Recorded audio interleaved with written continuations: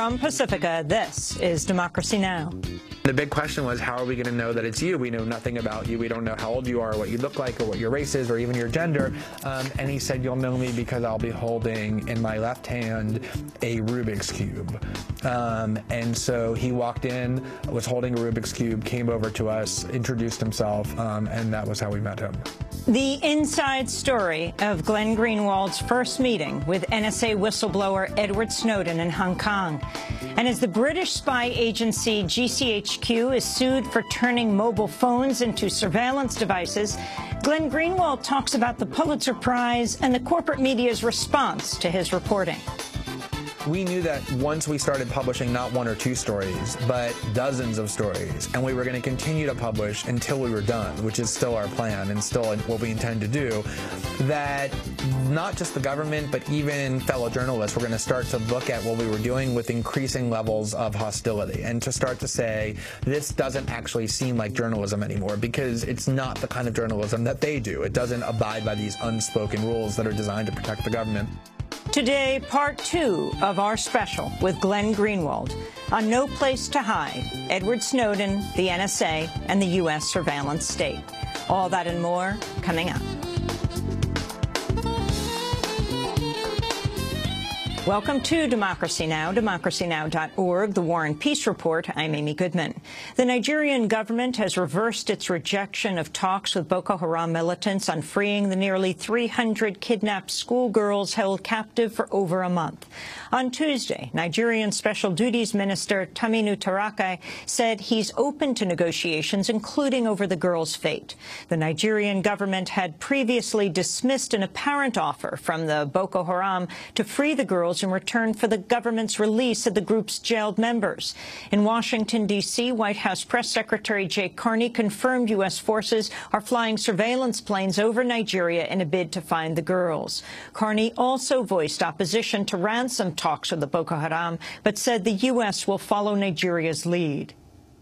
We're focused on working with the Nigerian government to locate and bring home those girls. That includes a team of individuals that I itemized yesterday. It also includes manned reconnaissance flights that I can confirm we are conducting in cooperation with the Nigerian government. When it comes to the approach to Boko Haram, in this case, Nigeria, of course, has the lead, and we play a supporting role. It is the policy of the United States to deny kidnappers the benefits of their criminal acts, and that includes ransoms or concessions. On Monday, protests continued for the girls' return in the city of Lagos. Women's rights activist Joy Adumakin vowed to march on the town of Chibok, where the girls were seized if they're not returned safely. The girls must be rescued now, and that should be done while they are still alive. And that is the essence of this protest. And that's why all of us are gathered here, and we are kickstarting with Lagos. On Tuesday, we are moving to the east. On Wednesday, that's Enugu. Wednesday, we'll be in Lokoja. Thursday, we'll be in Onitsha and Kaduna. We are going to be in Jigawa. At the end of 14 days of the nationwide protest, if nothing is done, God forbid, all of us are going to protest half naked inside Chibok. Yes. We are going there, and we are ready to lay down our lives. At least 205 people have died in an explosion at a coal mine in western Turkey. Hundreds of workers are believed to remain trapped inside, and the death toll could rise. It's believed to be the worst ever industrial accident in Turkish history. The International Labour Organization says Turkey has the world's third highest rate of worker deaths. The United Nations envoy for Syria has resigned after 2 years of failed efforts to mediate an end to Syria's civil war. Lakhdar Brahimi will formally step down at the end of the month. Brahimi offered parting words on Tuesday in his final address to the UN Security Council. I'm sure that the crisis will end. The question is only, and this, everybody who has a responsibility and an influence in the situation have to remember that the question is how many more dead, how much more destruction there is going to be before Syria becomes again the Syria we have known, the new Syria that will be different from the Syria of the past, but it will be the Syria we have loved and admired for many, many years. The Syrian conflict has killed over 150,000 people, left millions displaced. Lakhdar Brahimi had repeatedly threatened to step down as talks between the Assad regime and opposition rebels failed to get off the ground. On Tuesday, Secretary General Ban Ki-moon paid tribute to Brahimi's efforts. Mr. Brahimi has long been recognized as one of the world's most brilliant diplomats, as well as outstanding proponent of the principles of the Charter of the United Nations. That the objective to which he applied his extraordinary talents has proven elusive is a tragedy for the Syrian people. That his efforts have not received effective support from the United Nations body that is charged with upholding peace and security, and from countries with influence on the Syrian situation, is a failure of all of us. A U.S. federal judge has overturned Idaho's ban on same-sex marriage, the latest in a series of marriage equality rulings sweeping the country. Judge Candy Wagahoff Dale ruled the Idaho ban violated couples' equal protection rights under the 14th Amendment. The decision comes days after a marriage equality ban was struck down in Arkansas, prompting hundreds of weddings by same-sex couples. A federal appeals court has stayed the execution of a Texas death row prisoner who is set to die Tuesday night. The U.S. Court of Appeals for the Fifth Circuit ruled Robert James Campbell is protected from the death penalty because he's mentally disabled. Campbell's execution was set to be the nation's first since the botched killing of an Oklahoma death row prisoner last month. Defense attorneys had initially tried to stay the execution over the secrecy of the lethal injection drug. The Missouri State Senate has passed a bill to extend the waiting period for an abortion from 24 to 72 hours. The bill passed early Tuesday morning despite a filibuster by State Senator Scott Sifton. Protesters have gathered outside the Missouri State Capitol to launch a women's filibuster against the bill, which they call a threat to women's health. They've stayed overnight for 2 nights and are vowing to remain for 72 hours until Thursday afternoon. The bill now heads back to the Missouri House, which has already passed a similar bill.